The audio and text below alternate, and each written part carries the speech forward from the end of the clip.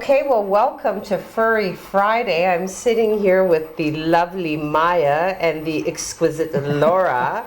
How are you doing today? Good, how are you? I am good. Look at this beautiful baby girl, 2.5 months old. Years. Yes. Ha. 2.5 years. months, that'd be terrifying. 2.5 years old. Okay, so tell us about Maya. So Maya's a purebred Cane Corso.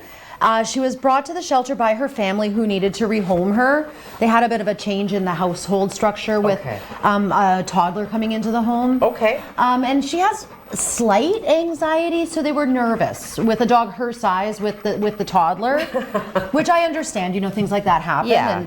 And family does have to come first. Sure. So they made she's gonna come on up. They made the difficult decision to rehome her. She's a good girl. She really is. She's a fantastic dog. She's shown no issues with, other dogs, other animals.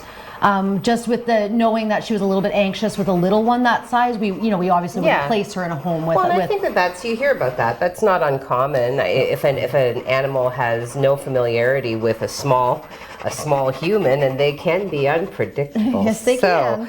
Yeah. So okay. And she's very she's needy in the sense. So if she really likes me, she's the baby. Yeah. So I could see her having anxiety if that unpredictable, little kid came in the house. Sure. Mind you, I don't think she'd be fine with them on a visiting, but to have one in the home, we wouldn't recommend it. Older children was fine. She was with an 11-year-old. Okay. And there was absolutely no issues there. So. Okay. So again, a proactive surrender, not causal at all. She did not do anything wrong. Yeah. So she's a lovely girl. And I think that it's important to talk about temperament because I know, again, like with the culture that we have, pit bulls and dogs that have that bigger build tend to kind of get tarred with the same brush. Yeah. And look at her. Look at this big ball of love. I know. An extremely loyal little, big dog. I was going to say little dog, but she's huge. She's, they're wonderful family pets, and they're so loyal to their owners, and they just want to be around you all the time.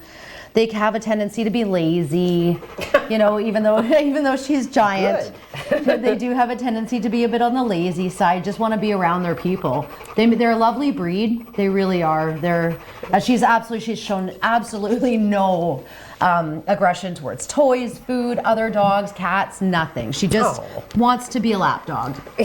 But she's about 110-pound lap dog. Just don't tell her. I was going to say, you'd have that in bed with you, it'd be like sleeping with another person. Because you can see a little bit of her anxiety, and it's just because she just wants to be with people. And I've noticed that's why we're featuring her so quickly. She hasn't been at the shelter that long, but she's a little depressed, you can kind of tell. So she needs to find a forever home. Yes, okay. Well, can you find me a forever home? I'm a little depressed.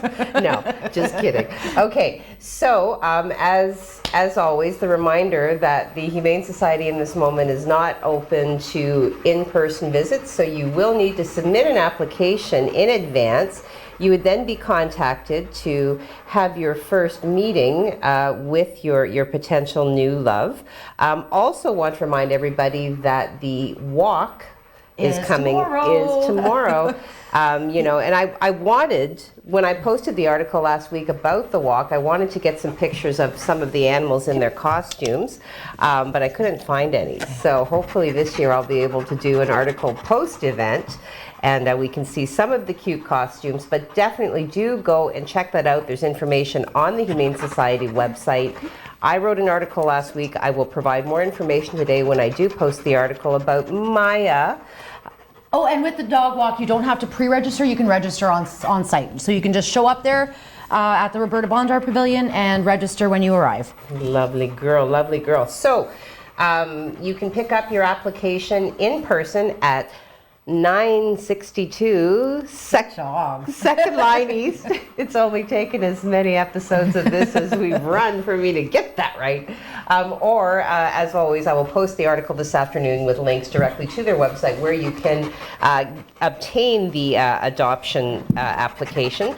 As well, a reminder, there are many ways that you can support our local Humane Society, either financially. You can make donations of food, kibble, wet food. Now, do the dogs also prefer pate? The dogs aren't as picky. We hide pills in pate, but they definitely aren't as picky as the cats. Okay, all right. And if you're not sure that you are able to accommodate a pet in your home full-time and forever, they are always looking for suitable foster homes to help with care for pets until such time as they become available for adoption, or just to help ease the pressure on the shelter itself. So very healthy, very lovely girl looking for a forever home. So hopefully somebody out there watching wants this beautiful baby girl. All right, well, Laura, thank you very much as always. Maya, thank you for being lovely. She's going to put her bum on me. She leans. She puts her weight. Okay. All right. We're going to deal with that. All right. No, she's fine. All right. Well, tune in next week when we will feature another furry friend for adoption.